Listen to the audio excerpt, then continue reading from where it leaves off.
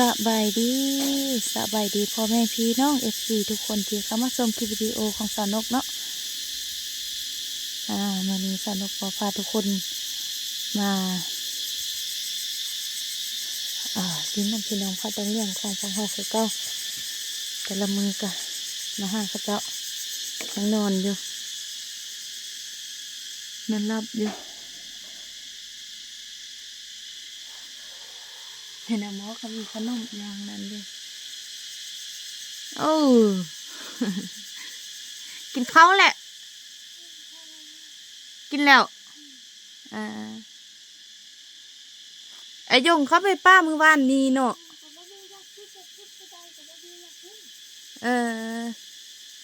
ไข่หมดแล้วบ่ของกินเอามาไว้ให้หมดแล้ว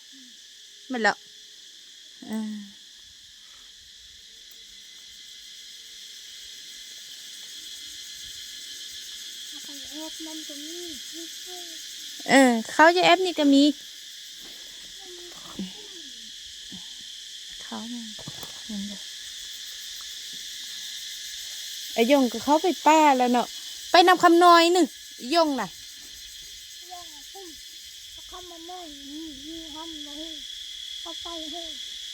อียงไปป้าอ้าวมันไปหุ่นเดียวมันไปนำไผ่เจ้ามันก็มาเขาบอกบุญเขาก็มาอันนี้เขามาหน้าเขามาหน้าลูกเขาว่าเขามาน้อยเขาก็เอาเขาชันทำเขาทำได้ไล่เขาเต้ไปจุอัน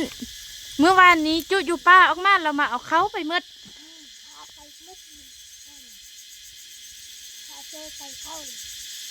มาวิดลั่งกันทุกคนสนุกเขาว่าอะไรแล้วก็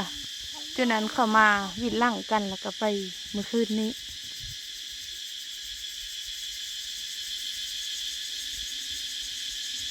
พอดียังเขาเราอยู่นานกันได้นึง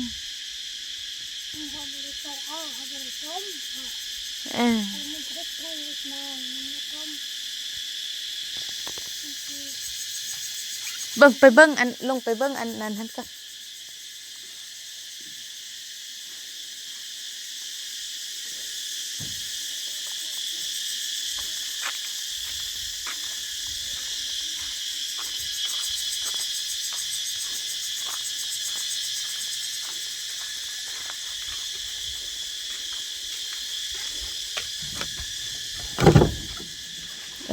เขายังอยู่ดิ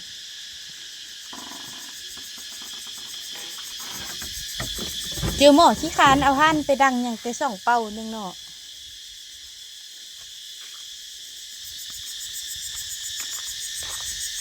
หม้อกำน้อยขี้คาน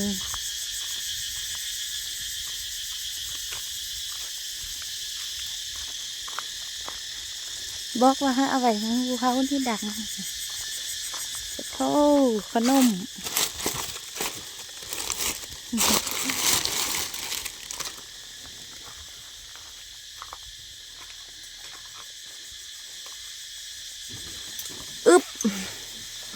เฮ็ดย่าง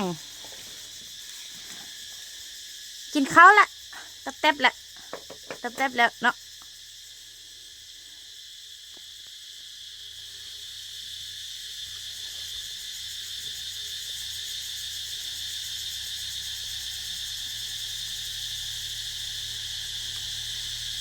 อันนั้นเขาได้เอามาอันนั้นขนม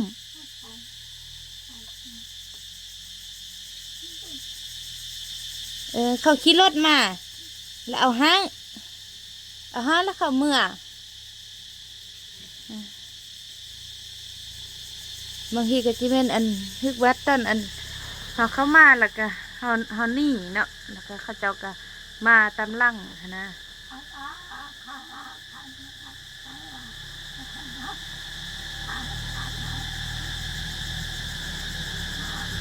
ผ่า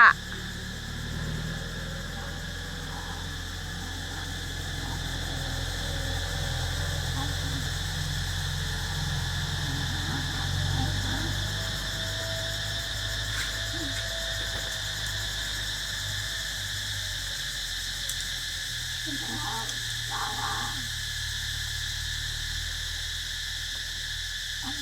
าเขาเขากินเดี๋ยว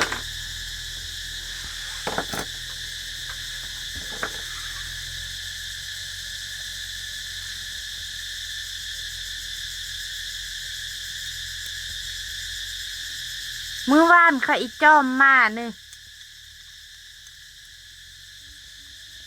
มาแล้วเขาก็นิ่งตั้งแต่เมื่อคืน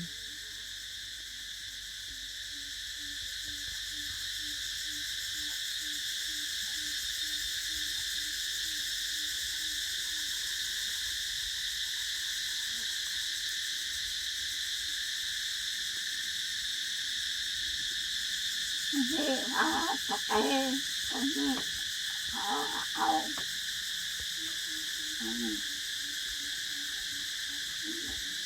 าขาเล็บขาเล็บ เขาบอกให้กินเนี่ยเขาบอกเอาตัวไก่ให้กินเป็นเสไรหรอ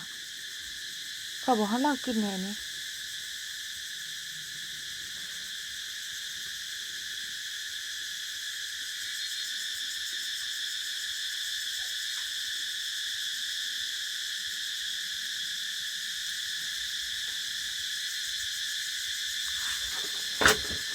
อึบ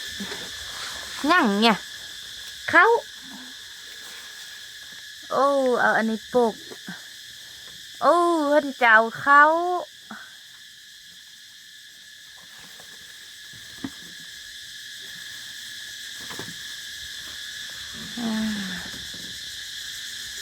เพิ่นเจ้าเขากิน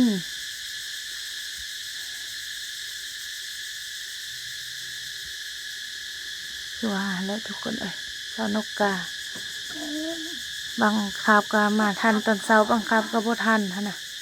เอาเข้ามาเบิ่งซุมืออยู่แต่ว่าคือว่าแหละบางเทื่อมันอยู่ค่ำกันยังทางนั้นขี่รถออกไปผู้เดียวกับยานเขามาตอนเช้าเหอะกาทางว่าเบิ่งลูกเบิ่งเตามันอย่างใดเนาะปอนเขาปอนนำลูกเสื้อจะได้ออกมาตอนเช้าก็ได้พอเท้าไม่เท้าสมับไปให้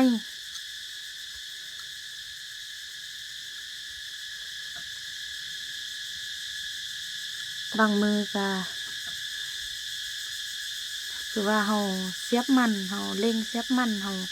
เรียกเขาไปนำบ่ทันนะบางมือกะน้องเศร้าไปนำพ่อแม่กะสนุกก็ได้เคี้ยวเข้ามาเบิ่งตอนเช้าของอยู่ของกินมาไว้ให้แล้วก็ออกไปเอาลูกนะไปอยู่นำลูกแล้วก็บางทีก็ตอนแรงเขาหันได้เข้ามาบางทีก็ซื้อของกินมาป้าไว้ให้ไล่แล้วก็บ่หันได้เข้ามาเนาะบางมือก็ให้น้องสาวอยู่เอาหั้งสนุกก็เข้ามาอยู่ที่ขอกินซื้อข้าวบางมือก็เอาของกินมาแต่บ้านเด้ขวาของกินอยู่บ้านแล้วก็แบ่งมาบางมือก็มาขวาให้อยู่ที่บางมือก็เอาป้าไว้ให้สินะ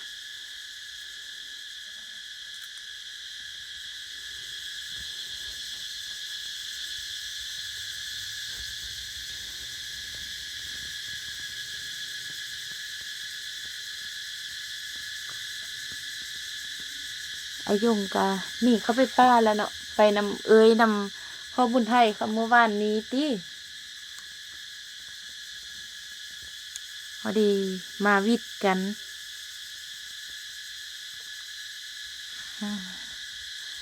จังสันเลยทุกคนเอ่ยเดี๋ยวคลิปนี้สาวนกก็จะได้ขออนุญาตจบคลิปกันเพียงเท่านี้กันเนาะแล้วพบกันใหม่ในคลิปต่อไปสำหรับคลิปนี้สาวนกขอกล่าวคำว่าสบายดี